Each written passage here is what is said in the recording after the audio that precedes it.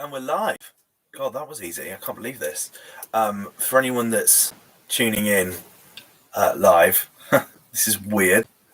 We're at 0 people right now. That's fine. This means I can just dick around and try and figure out how this works. Oh, one person watching. Hello, one person watching.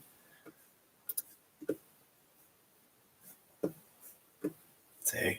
Hey guys, I've never. Right, this is the first time using my proper camera for this live studio, so just trying to figure it all out. I'm just gonna have a little rant about Reading and Leeds and play some and share my new playlist. I thought that might be good fun. But okay, it seems to work quite well. This looks all right. I'm okay with this. Stream's okay. How's the sound? 1, 2. Yeah, we got sound. Cool. Hi, welcome back to Music Club FM, a show that basically I started doing last year as a means to kind of share music and stopped because COVID happened. However, it's now a lot more exciting. There's some great new music. We're in a new year. And I find that making this show encourages me to listen to loads of new music. And not doing it means that I'm not listening to new stuff. So I thought, right, let's whack a playlist together and it will encourage me to make some new bits and bobs. So I've made this playlist. If you're an Apple Music listener, I've whacked it in the comments so you can go and listen along. That's absolutely fine. I haven't made it for Spotify yet, but I will, I promise. So this is 13 tracks long, 46 minutes, starting off with the incredible girl in red, who is due to play at this year's Reading and Leeds as well. I'm super excited. I'm going to be doing an updated WTF video for her too, because I think she's super duper talented. And I'm a big fan of her. And her newest record, Serotonin, is just absolutely wonderful. Produced by the incredible Phineas, who is Billie Eilish's brother. I just think that she's an amazing character, and discovered her doing the WTF episode about her last year. It was easily my favorite video to start, and I really got obsessed with her. So excited that she's got a new album coming out shortly in the next couple of years, the next couple of months. When is it actually? Girl in red.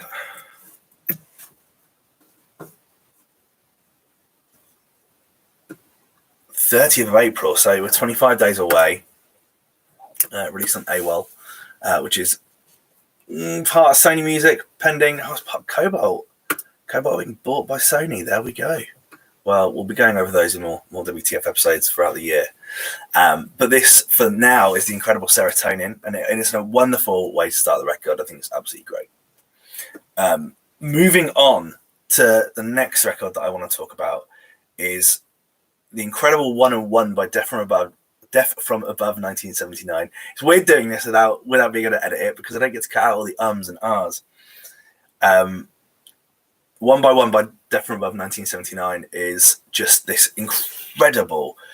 It sounds to me like Justice got guitars.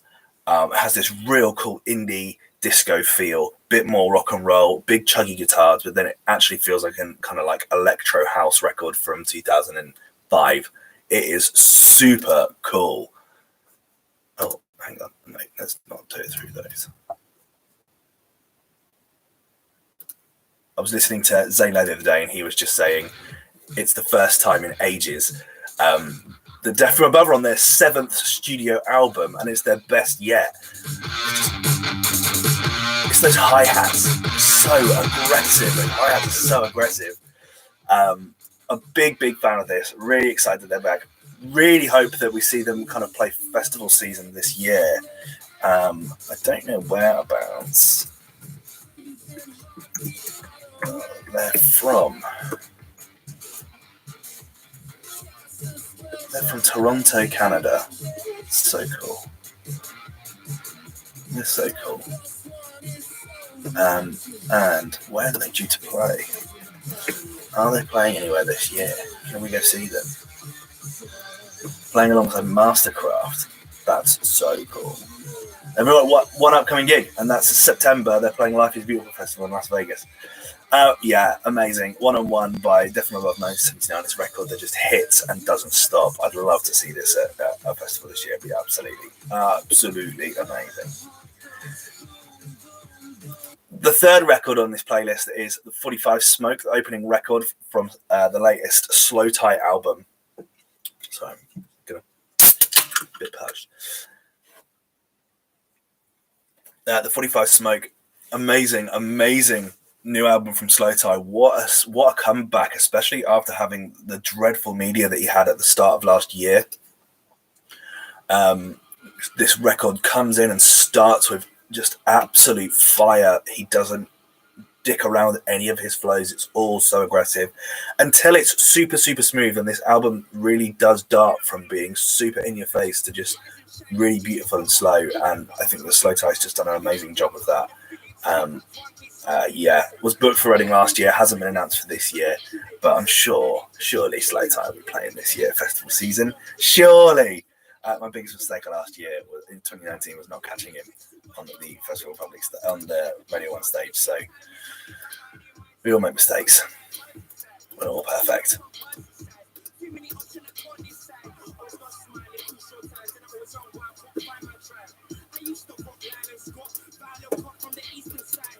So, 45 Smoke, though, the opening record, it just felt like the right thing to go, especially as we're moving into a collaboration of just pure genius, and that is Kate Renata, Vibs Cartel, and Busta Rhymes. There's three artists I never thought we'd ever see together. Kate Renata really playing with what he does best in those loose beats, and the production is just absolutely incredible. Vibs Cartel just bringing that Caribbean flavor, and Busta Rhymes showing real versatility, and also kind of pushing what it means to be a rapper in 2020, 2021. Busta Rhymes is not a new artist by any means. He is a true pioneer, and this record sounds so fresh for him. What I love about Busta Rhymes, when you watch him interviewed, he's just as much a geek of hip-hop as he is a creator of it. And I've just got so much time for that. So to see these guys together on a Kate Renata remix as well, could not be better. What an amazing record. Track number 5 moves into not the latest record by Frankie Wah, but the second to most recent record by Frankie Wah. A guy that just, or girl, I guess Frankie Wah could be a female as well. I don't know anything about Frankie Wah. It's a bloke. Really cool. This is the second record I've heard by him. He just released his third record, which features loads and is also amazing. But this record here, should have seen it coming, is a beautiful record. The synth work is incredible. It's not robotic. It's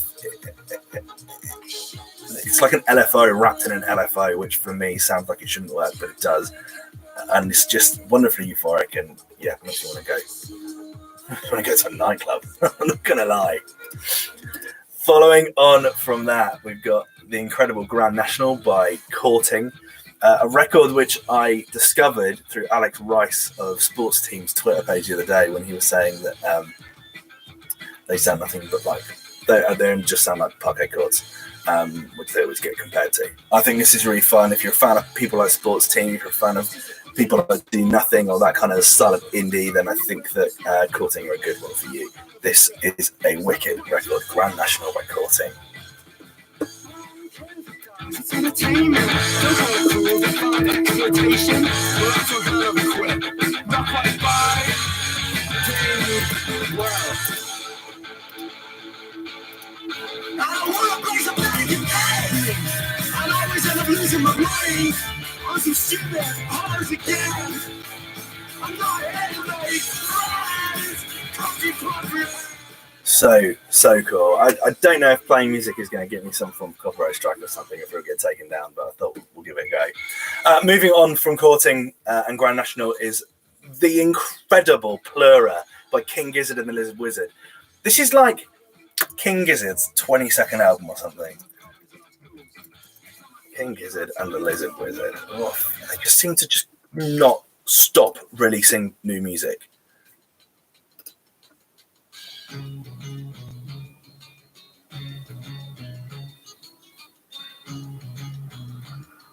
One, 2, 3, 4, 5, 6, 7, 8, 9, 10, 11, 12, 13, 14, 15, 16. This is their 17th album. LW, I'm assuming means Lizard Wizard. especially as last year's album was KG, King Gizzard. I think that they are, as a band, they can do everything. They can do this real cool, like hard metal sound, this real punk sound, real jazz influence. They're so diverse. Documentary that came out about them last year I found really, really exciting. I think they're a really, really cool act, and I just can't get enough of listening to their music. And it feels like the minute that an album's released, they're already working on the next one, and then it just comes out. It's not like there's this ebb and flow. It's just a constant progression of releasing music, and they keep one-upping themselves, which I find super exciting. They're making it very high up my desired list of seeing people live. I'm absolutely gagging to see them live. But unfortunately, they're playing in Australia when I'm not there, and that's, in my opinion, not fair, but hey-ho.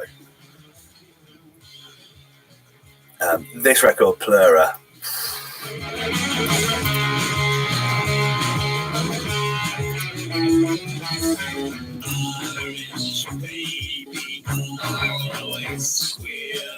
Here we go. Sorry, guys. Right, so...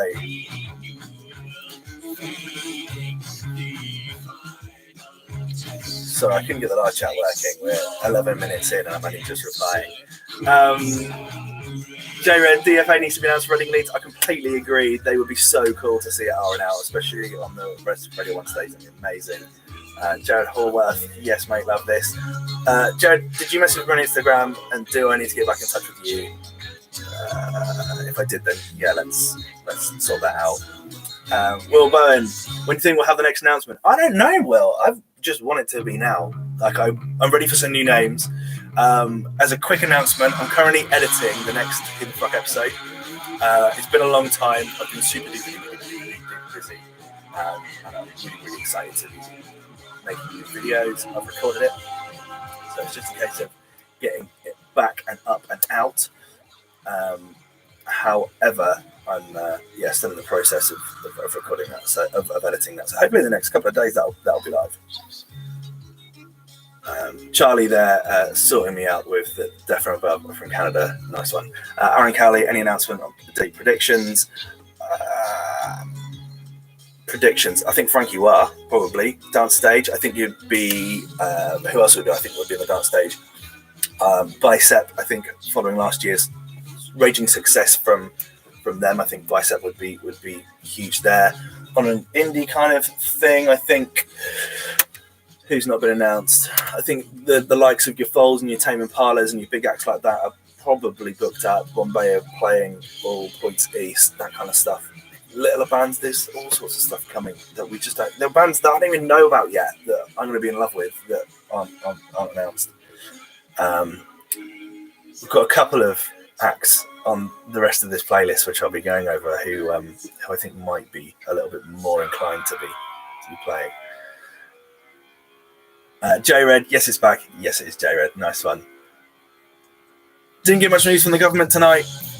It's from Ethan. Didn't get much news from the government tonight. In your opinion, will the festival season take place? Yeah, I think it will. I think it will. Especially the big news is that people can test themselves. In my opinion, wow, we're going off the music track here. In my opinion, I think that being able to test yourself is the biggest defense you have aside from being vaccinated.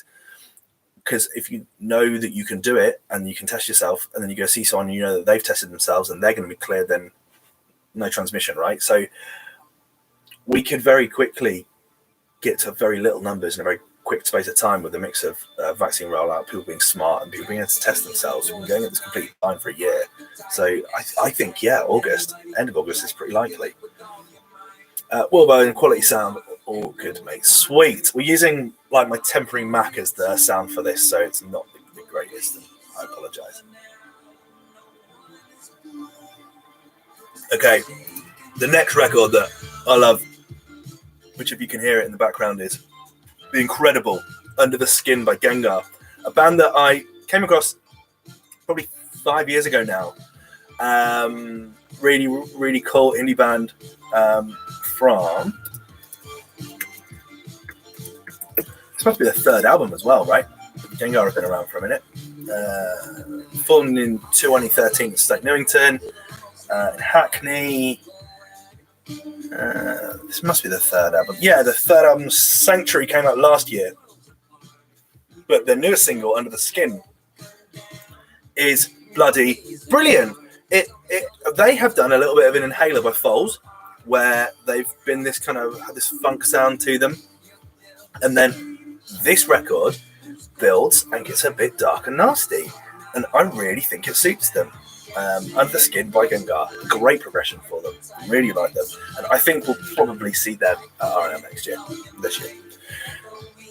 The next record,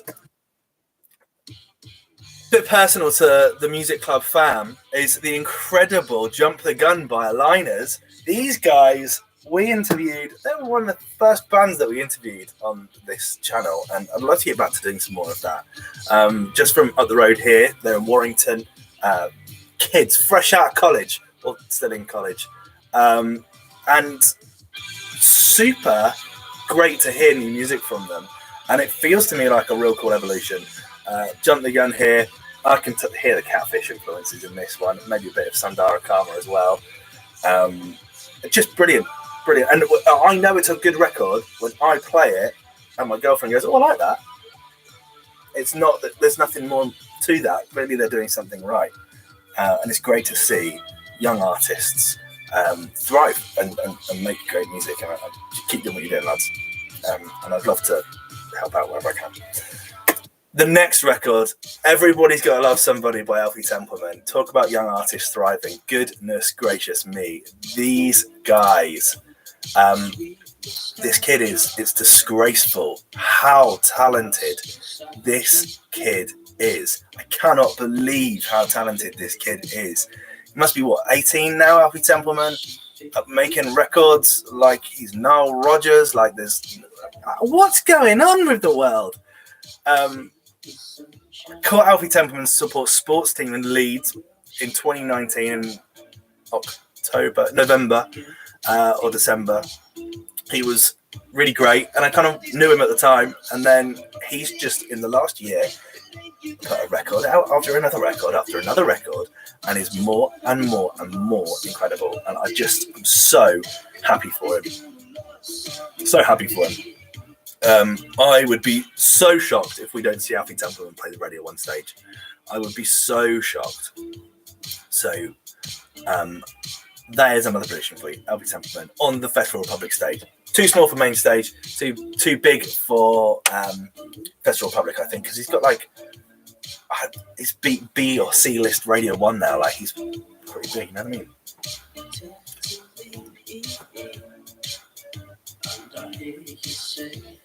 Mr. Shen, Gengar in the background. New song is a bit of a banger. It might be my favourite Gengar song so far. I think that it's so cool. I really, really rate it. They're a cool band. Jake Craigie asking just about the lineup. Yeah, we've just discussed it. I don't know when it's going to come. This year's weird. They announced it in August or September, and now we have had one update since then. I don't know when the next one's going to be, but I think they'll probably roll it out slowly because they can. Okay, final three records. Next record by Jordana and Ryan Woods. I'll be completely honest, I have no idea who they are. But this is my kind of record, especially as the world is warming up a little bit. Just really enjoying this sound.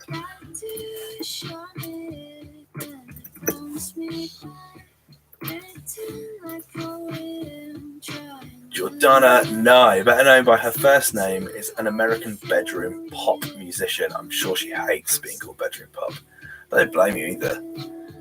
If a woman makes banging music, it's called bedroom pop rather than just really cool banging music. Where is she from? Well, this is the States here. Doesn't say anywhere in particular.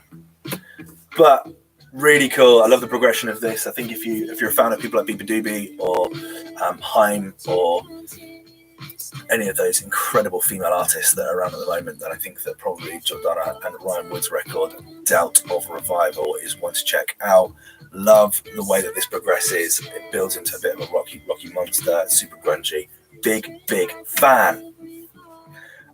We would not be able to play a playlist of stuff that I love at the moment without listening to the latest new record from Haim and Thundercat, the best remix of the year. Thundercat, what a hero. How does he do it? Take a record like this and make it even better. Fuck!